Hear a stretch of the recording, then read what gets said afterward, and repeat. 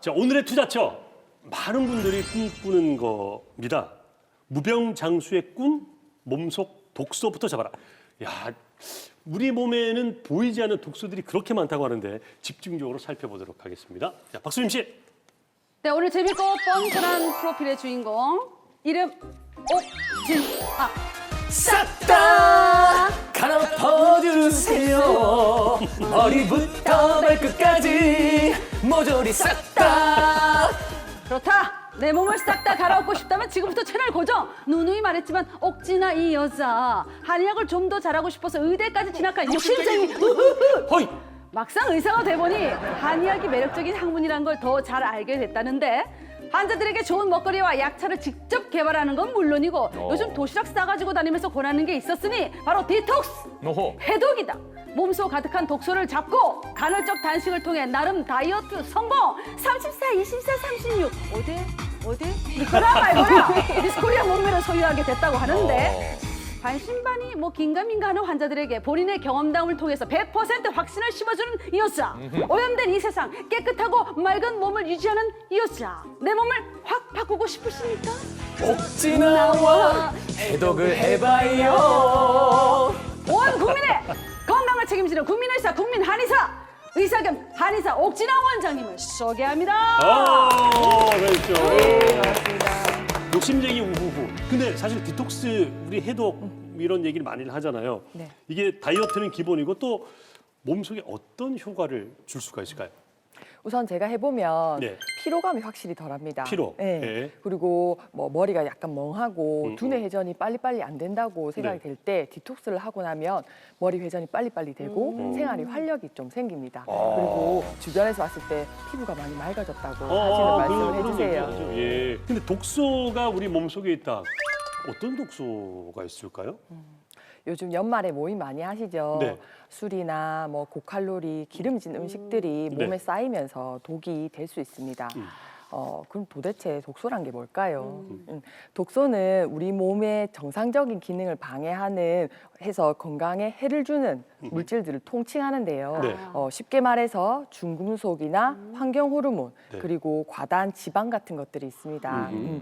독소는 우리가 먹는 음식을 통해서 축적이 되는데요. 네. 우리가 매일 섭취하는 음식에 들어있는 지방이 과잉이 될 경우 찌꺼기로 우리 몸에 쌓이게 되는 겁니다. 예. 그리고 또 우리가 돼지, 소, 닭 같은 육고기들을 사육할 때 예. 그들이 살이 잘 찌게 하고 네. 병에 걸리지 않기 위해서 성장 호르몬이라든지 맞아. 에스트로겐, 맞아. 항생제 같은 것들을 주사를 하게 됩니다. 네. 그걸 우리가 먹게 됐을 때 그것까지 같이 축적이 되게 되는 거죠. 와, 그러면 이 돼지한테 놓은 그 항생제가 저희 몸속으로 그냥 그대로 결국 들어온다는 그게 어디 가겠어요? 어제 저- 먹었지. 저 어제 삼겹살 먹었거든요. 그래 들어갔어. 여기 지금 붙어 있어 지금 독이. 어떻게 해야 되는? 빼내야 되나요? 어떻게 해야 되나요? 예, 뿐만 아니라 네. 우리가 농사를 지을 때 쓰는 제초제나 농약 같은 것들 있잖아요. 그런 것들이 수, 납, 카드뮴 같은 중금속이 같이 묻어 있습니다. 그 중금속이 몸에서 빠져나가지 않고 쌓이기 때문에 그렇죠. 문제가 되거든요. 네. 그리고 우리가 음식물을 담는 용기로 플라스틱이나 스티로폼들이 네. 쓰이는데 거기서 나오는 환경 호르몬도 독이라고 할 수 있습니다. 그럼 독이 먹는 걸로만 쌓이는 게 아니에요? 우리가 매일 먹고 마시는 음식에서 제일 많이 독소가 유입이 되지만 네. 먹는 것으로만 쌓이는 것은 아닙니다. 우리가 스트레스를 많이 받으면 네. 몸 안에서 활성산소가 막 생겨나거든요. 네. 그 역시 독으로 자체적으로 발생할 수가 있고요. 요즘 집에 다들 공기청정기 있으시죠? 있죠. 예, 네. 예. 요즘 1년 내내 미세먼지가 맞아요. 많은 것 같습니다. 미세먼지나 황사 때문에 공기 중에 독소가 호흡기를 통해서 들어올 수 있죠. 예. 기관지 건강도 문제지만 중금속이 쌓이는 것도 문제가 많습니다. 예. 그리고 우리 주방 세제나 네. 세탁 세제, 샴푸, 린스 같은 합성 물질들, 화학 물질들도 네. 우리 피부를 통해서 축적되게 돼 있습니다. 야, 그러네요, 진짜.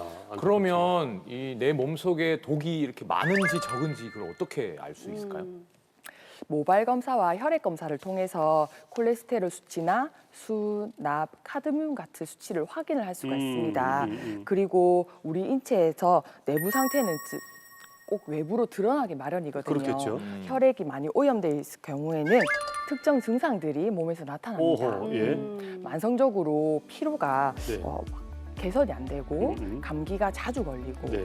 그다음 뭐 결막염이라든지 다래끼 음. 그다음에 방광염 네. 뭐 또 질염 같은 여성 질환들이 네. 염증 질환들이 계속 돌아다니면서 재발을 하는 거죠. 음. 그리고 뭐 피부에는 두드러기라든지 네. 가려움증 등이 하하, 나타날 수 있고 예. 두통이나 머리가 맑지 않는 증상, 네. 감정 기복이 너무 심한 것들도 네. 독소와 연관이 있습니다. 그렇군요. 감정 기복 심하신 허허. 분들 보면 몸에 독소가 좀 있구나 하고 생각이 들 수도 있겠네요. 왜 화 막 내는 내시는 사람들. 분 있잖아요. 예. 그럼 이 독이 들어왔어. 독소가 많으면 어떤 질병이 생길 수 있는 거예요?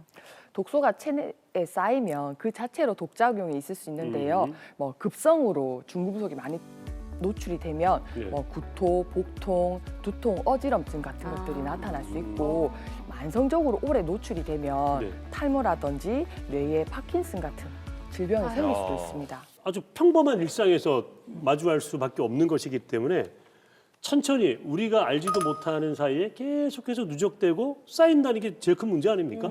맞습니다. 지금 우리가 주목해야 할 것은 만성적으로 몸에 쌓이는 것입니다. 체내 독소 양이 우리 몸이 감당할 수 있을 정도의 양을 넘어서면 네. 우리 몸의 고유 방어 시스템이 작동을 못하게 됩니다. 그렇겠죠. 쉽게 설명을 해주면 우리 몸에서 화학 대사가 막 일어날 때 미네랄이 촉매나 효소 활성에 아주 중요한 역할을 하거든요. 네. 근데 그 자리에 중금속이 대시 들어가서 바뀌어서 나오질 않습니다. 어. 그러면 미네랄이 부족해서 나타나는 증상들이 나타날 수 있고 예. 그다음 우리가 아무리 좋은 영양제를 먹어도 그 자리에 미네랄이 들어가서 활동을 못하니까 효과가 적게 되는 거죠. 예. 그리고 더 중요한 것은 여러 염증 물질들과 독소들, 그다음 혈관성의 과도한 지방들이 결합을 해서 하하. 고혈압, 예. 당뇨, 고지혈증 그리고 동맥경화 같은 질환을 일으킬 수 있다는 것이 더 문제입니다. 야, 이게 제일 큰 문제죠. 예. 자, 그러면 이제 우리 몸속에 쌓인 이 독소를 어떻게 없앨 수 그래, 있을까요? 없애야죠. 없애야 되니까. 사실 알고 보면 우리 몸은 거의 다 전체가 디톡스 기관입니다. 눈물, 콧물, 그렇죠. 침, 네. 그다음 땀, 소변, 대변 네. 이런 갖가지 분비물들은 우리 몸 안에 있는 독소들을 몸 밖으로 배출해내기 위한 결과물입니다. 그렇죠. 네. 우리 몸도 스스로 회복할 수 있는 능력이 있기 때문에 아까 말씀하신 것처럼 간헐적인 단식을 통해서 위장관에 휴식을 주고 몸 스스로 회복할 수 있는 시간을 주는 것도 방법이고요. 그리고 간은 우리 몸에서 독소를 해독하는 아주 중요한 장기거든요. 네. 그래서 자몽이나 올리브유를 활용해서 간 청소를 하기도 합니다. 그리고 노폐물 배출과 중금속 해독에 효과가 있다는 네. 당근, 사과, 비트, 토마토 이런 것들 예, 갈아서 네. 해독 주스를 마시는 것도 있죠. 맞죠. 예. 그렇지만 제일 중요한 것은 우리가 얼마나 신속하고 정확하게 체외로 독소를 배출하냐 하는 것입니다. 네. 병원에서는 독소 배출에 효과가 있는 네. 약물을 직접 혈관을 통해서 주입을 해가지고 독소를 체외로 배출하는 네. 필레손 요법을 네. 실행합니다. 네. 그러면 이걸 해독하지 않고 독소를 그냥 그대로 놔뒀다. 안 좋겠죠. 당연히. 네. 해독요법을 소홀히 하면서 질병을 치료한다는 것은 사실 병의 뿌리는 그대로 놔두고 병의 그 잎사귀만 네네. 처리하는 거라고 생각이 듭니다. 독을 계속 몸에 넣어주면서 결과인 혈액 수치를 조절하기 위해서 약물만 복용하는 것은 물 빠진 독에 물 붓는 게 아닐까 맞아요. 생각이 들어요. 네. 그러므로 건강 관리를 제대로 하기 위해서는 네. 선해독, 후 치료하는 것이 올바른 실천법이 아닐까 생각합니다. 혈관 막혀서 생긴 질병의 킬레이션이 좋다고 하셨잖아요. 구체적으로 어떤 질환을 말씀하시는 거예요? 우리나라에서 사망률 1위는 암이지만 그 2위인 심혈관계 질환 그리고 3위인 뇌졸중은 다 동맥경화가 초래하는 질병입니다. 그렇죠. 예. 혈관 내벽에 나쁜 콜레스테롤과 중금속이나 여러 가지 찌꺼기들이 혈관 내벽에 쌓이면서 플라크를 형성하는 건데요. 그 동맥경화증은 고혈압, 당뇨, 고지혈증과 연관이 깊습니다. 네. 심장 근육에 혈액을 공급하는 관상동맥에 만약에 동맥경화증이 생기면 네. 평소에는 별 증상이 없다가 육체적으로 많이 과로를 했다든지 스트레스를 많이 받으면 일시적으로 심장에 혈액을 공급하는 혈관이 좁아지게 되거든요. 그러면 가슴에 통증이 발생할 수 있습니다. 그렇지만 얼마 지나지 않아서 증상이 곧 사라지는데 네. 이것이 협심증입니다. 네. 협심증은 관상동맥의 혈액순환이 잘 되지 않아서 심장 근육에 일시적으로 산소 공급이 안 된 상태죠. 네.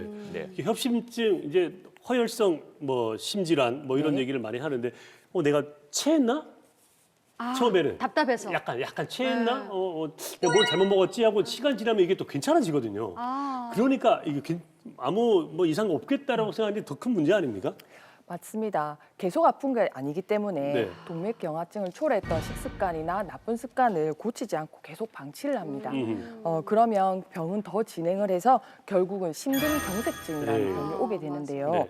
이 병은 관상동맥이 아예 막혀서 심장 근육 세포가 기능을 아예 잃게 되는 겁니다.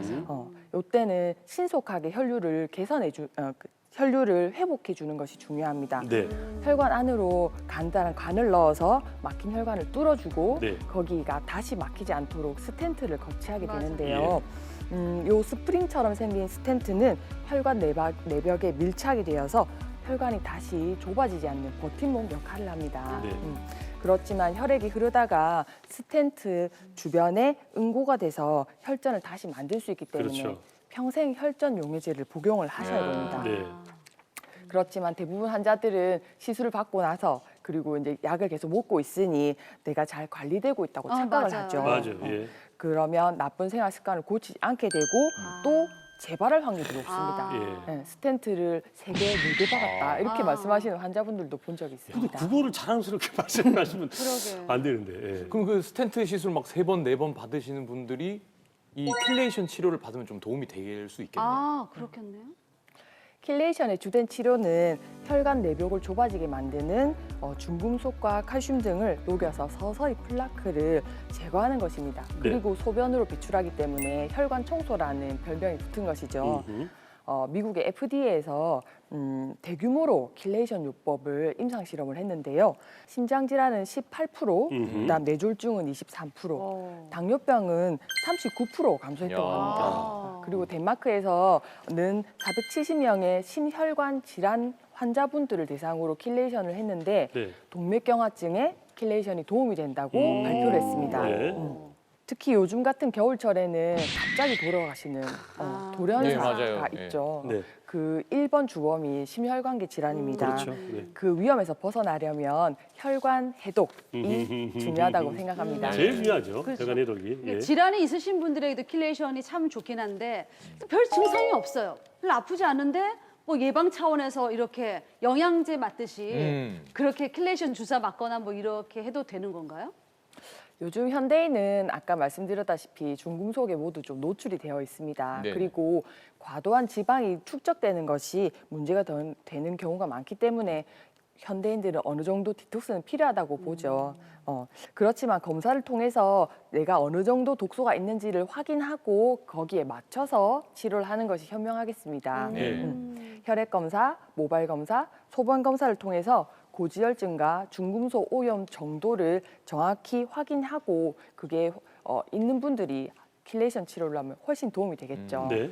그리고 중금속을 흡착을 해서 소변으로 빼내는 것이기 때문에 신장 기능에 이상이 있는 분들은 이 요법을 실행하기는 좀 어렵습니다. 아, 그렇군요. 신장이 안 좋으신 분들은 하실 수가 없다는 거. 이게 좀 많이 맞아야 되잖아요. 네. 예. 보통 일주일에 1~2번 정도 큰 질병이 없으신 분들은 20에서 30번 정도를 말씀드리고요. 그래요? 심혈관 증상이 심하다거나 아니면 식습관 개선을 전혀 같이 안 하시는 분들은 네. 한 50번 정도 이상 필요한 경우도 있습니다. 많이 늘었네. 그러니까 한 번 맞는 게 아니네요. 예전에는 이게 한 10번에서 20번 정도 맞았는데 이건 좀 많이 늘어났네요. 1시간 정도에서 맞고 일주일에 1번 아니면 2번 정도 하고 오. 한 10번 정도 하면 네. 한 석 달 정도 지나니까 네. 그 뒤로 다시 혈액 검사를 해서 중간 점검을 하죠. 아, 해소한다. 근데 어떤 시술이건 뭐 수술이건 다 부작용이라는 게 있잖아요. 그렇죠. 이건 부작용은 없습니까? 이걸 얘기를 해주셔야 될 것 같은데. 부작용은 아니지만 주사 후에 가끔 독소를 배출하는 과정에 네. 하루 이틀 정도는 매우 피곤하다고 느끼시는 분들이 있습니다. 그래요? 예. 그리고 주사가 삼투압이 높기 때문에 들어가면서 혈관통, 혈관염을 일으킬 수가 있는데요. 뭐 이거 같은 경우는 병원에서 주사를 천천히 1시간 이상, 뭐 네. 4시간까지도 투여를 해서 네. 사전 조치를 하면 방지를 할 수 있습니다. 아. 네. 그럼 이 킬레이션 치료를 할 때 좀 유의해야 될 사항 같은 것들이 있을까요? 그러게요. 킬레이션 주사가 가끔 저혈당을 일으킬 수 있기 때문에 식후에 주사 맞기를 권유를 드리고요. 그다음 독소가 소변을 통해서 배출이 되기 때문에 킬레이션 치료를 할 때는 하루에 물을 2리터 정도 충분히 마셔주는 것이 좋습니다. 네. 그리고 미네랄 영양제를 먹었을 때 킬레이션과 같이 빠져나갈 수가 있기 때문에 당일은 미네랄 영양제를 먹지 않기를 권유를 드리고요. 네네. 마지막으로 담배는 그 자체로 발암 물질이 많지만 혈관 수축을 일으켜서 킬레이션 효과를 감소시키기 때문에 금연을 권유드립니다. 네. 네. 이게 먹는 걸로 독소가 많이 쌓이잖아요. 네네. 그럼 이 독소를 좀 배출할 수 있는 천연 디톡스 음식을 좀 구체적으로 말씀해 주시면 제가 메모 좀 하겠습니다. 네, 말씀해 주세요. 네. 킬레이션처럼 꼭 병원에서만 디톡스를 해야 되느냐? 아닙니다. 네. 네. 병원에 당장 가기 어려우신 분들은 음식으로도 중금속을 배출할 수 있는데요. 네. 네. 우리 음식에 많이 들어가는 생강, 마늘, 그렇죠. 아. 그리고 카레에 많이 들어가는 강황, 강화. 네. 이런 한약재들도 해독에 도움이 됩니다. 예. 외국 음식에 많이 들어가는 고수도 오, 있고요. 고수. 네. 해독은 간에서 많이 하기 때문에 네. 밀크시슬도 간 세포의 건강에 도움이 됩니다. 예. 그리고 비타민 C가 네. 항산화 작용으로 네. 해독 효과가 있기 때문에 네. 신선한 과일을 많이 드시는 것이 네. 도움이 됩니다.